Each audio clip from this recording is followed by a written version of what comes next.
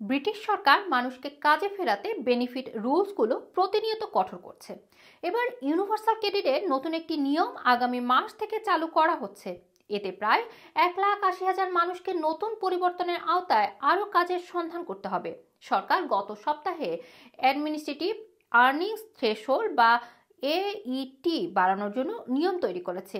এই এইটি হলো ইউনিভার্সাল ক্রেডিটের আওতায় থাকা একজন ব্যক্তিকে যে পরিমাণ উপার্জন করতে হবে তার থ্রেশহোল্ড।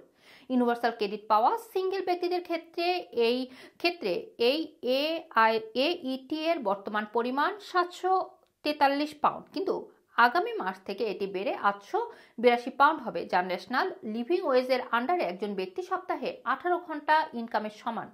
কাপলদের জন্য সম্মিলিত ইনকামের ক্ষেত্রে এইটি এর পরিমাণ আগামী মাস থেকে বর্তমানে 1,189 পাউন্ড থেকে বেড়ে 1,437 পাউন্ড হবে।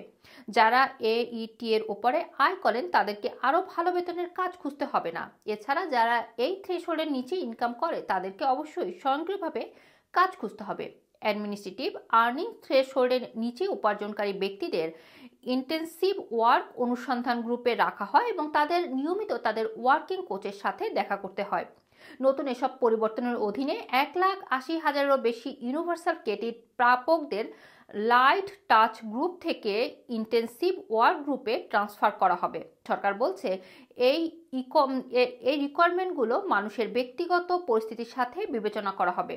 এই ছিল আমার কাছে ইউনিভার্সাল ক্রেডিট নিয়ে আগামী মাস থেকে নতুন যে নিয়ম কার্যকর হচ্ছে তার বিস্তারিত। ব্রিটেনের যে কোনো গুরুত্বপূর্ণ তথ্য জানতে চোখ রাখুন ইউটিউব এবং ফেসবুক পেজে লাইক, ফলো এবং সাবস্ক্রাইব করুন আমাদের চ্যানেলটি।